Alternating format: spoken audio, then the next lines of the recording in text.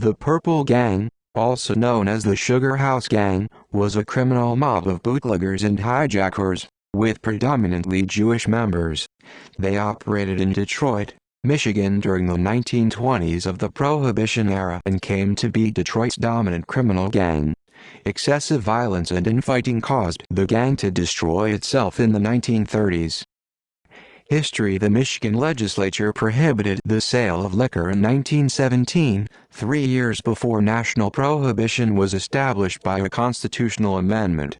Along with temperance supporters, industrialist Henry Ford owned the River Rouge plant and desired a sober workforce, so he backed the Damon Act, a state law that, along with the Wiley Act, prohibited virtually all possession, manufacture, or sale of alcohol starting in 1918.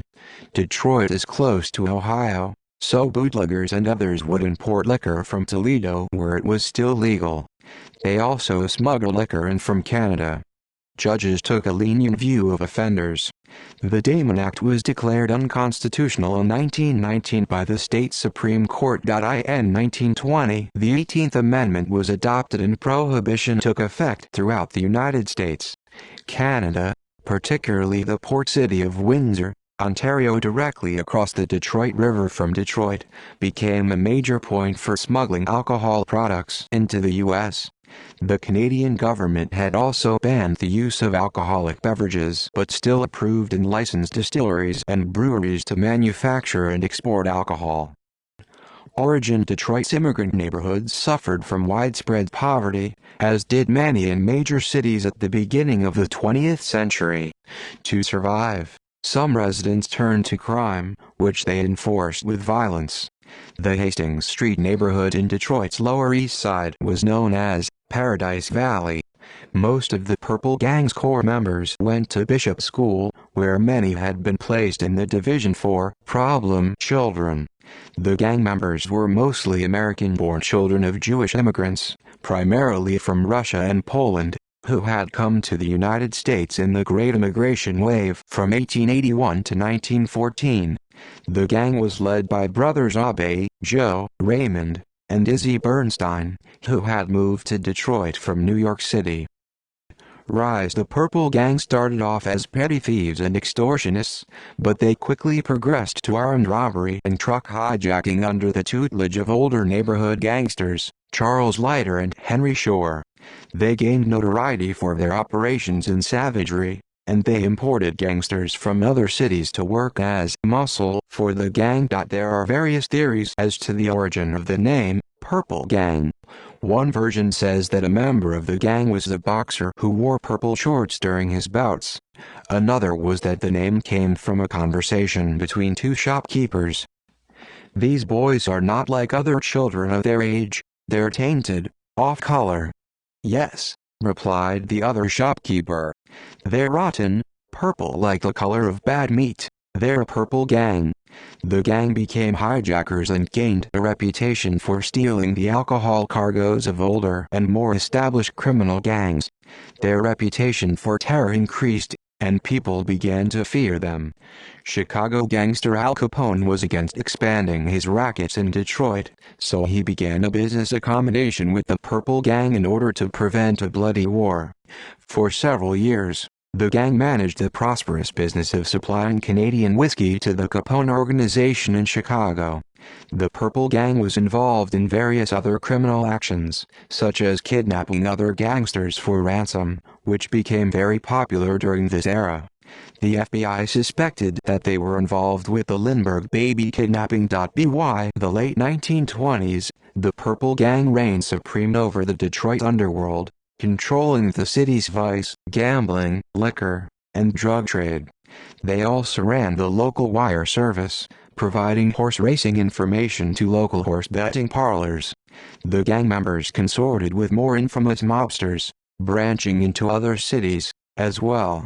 Abe Bernstein was a friend of Meyer Lansky and Joe Adonis, with whom he owned several Miami, Florida gambling casinos in his later years. The gang hijacked prize fight films and forced movie theaters to show them for a high fee. They also defrauded insurance companies by staging fake accidents. Cleaners and dyers war. As the gang grew in size and influence, they began hiring themselves out as hitmen and took part in the Cleaners and Dyers War. The Purples profited from the Detroit laundry industry unions and associations. They were hired out to keep union members in line and to harass non-union independents. Bombing, arson, theft, and murder were the usual tactics that the gang employed to enforce union policy. Abe Axler and Eddie Fletcher were reputedly imported from New York City to take part in the scheme, although other sources put their origins in Detroit. In 1927, 9 members of the Purple Gang, Abe Bernstein, Raymond Bernstein, Irving Milberg, Eddie Fletcher, Joe Miller, Irving Shapiro, Abe Kamensai, Abe Axler, and Simon Axler were arrested and charged with conspiracy to extort money from Detroit wholesale cleaners and dyers. They were eventually acquitted of all charges. Harry Russman, 1891–1958, was president and owner of famous cleaners and dyers in Detroit, Michigan. He gained public notoriety for being the key witness testifying against the infamous Purple Gang in a trial that lasted from 1928–1929. The prosecution alleged extortion activities against Detroit area businesses during the sometime violent showdown known as the Cleaners and Dyers Wars. Rossman testified that the Purple Gang asked for $1,000 per week from his and other area cleaners and dyers businesses for their protection against violence. Millefleurs Massacre. A Detroit mob war soon ensued between the Italian, Irish, and Jewish bootleggers over territory. The Purples fought a vicious turf war with the Licavoli squad led by the brothers Tommy and Pete Licavoli. In March 1927, 3 men were killed. The deceased men had been brought into Detroit as hired assassins for the Purple Gang, and the motive for the murder was believed to be retaliation for a double cross. The homicides took place in an apartment leased by Purple Gang members Eddie Fletcher and Abe Axler, and reportedly Fred Burke, which made them prime suspects in the slaying. The 3 suspects, Fletcher, Axler, and Burke, were questioned, as were the other Purples and associates. No one was ever convicted of the murders. These murders were reportedly the first use of a submachine gun in a Detroit underworld slaying. St. Valentine's Day Massacre. The Purple Gang was suspected of taking part in the St. Valentine's Day Massacre in Chicago. On February 13, 1929, Abe Bernstein reputedly called Bugs Moran to tell him that a hijacked load of booze was on its way to Chicago. Moran, who was in the middle of a turf war with Capone, had only recently begun to trust Bernstein, who had previously been Capone's chief supplier of Canadian liquor. The next day, instead of delivering a load of liquor, 4 men, 2 in police uniforms, went to SMC Cartage on North Clark Street, Moran's Northside hangout, and opened fire with Thompson submachine guns, killing 7 men in what has become known as the St. Valentine's Day Massacre. Collingwood Manor Massacre. The Purple Gang began terrorizing Detroiters with the street executions of their enemies. Among their victims was City Police Officer Vivian Welsh, killed on February 1, 1927. He was later revealed to be a dirty cop who was reputedly trying to extort money from the Purple Gang.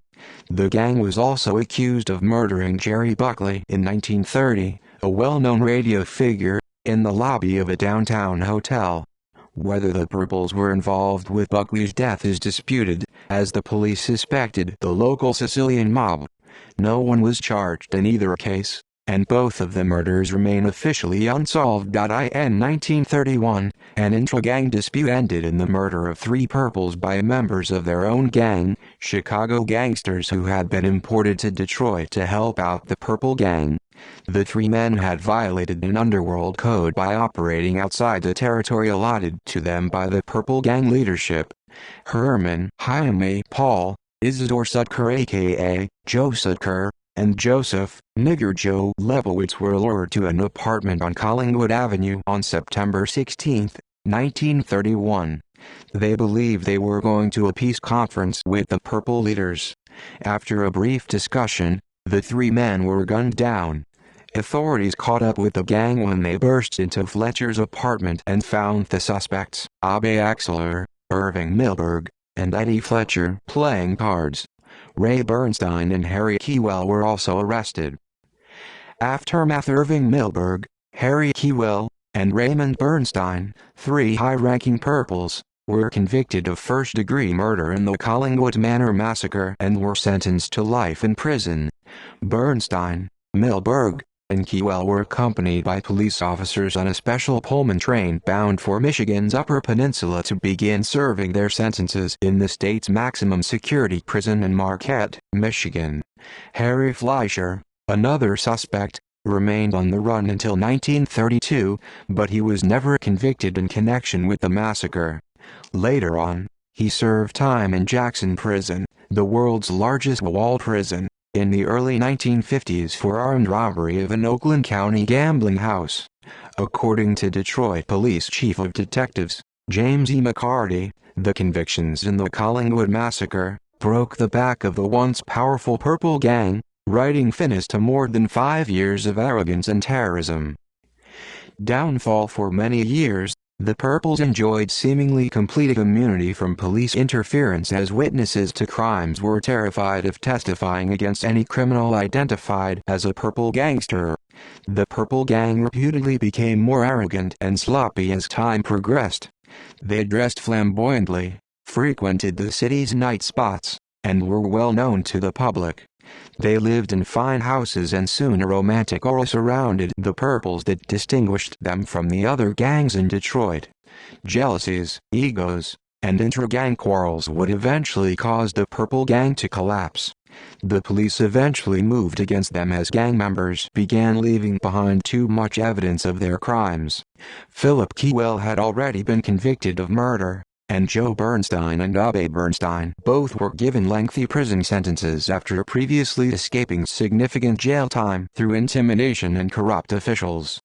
Different waves of bloodier than previous infighting ensued, with the aggressive and high-ranking members Abe Axler and Eddie Fletcher getting shot dead.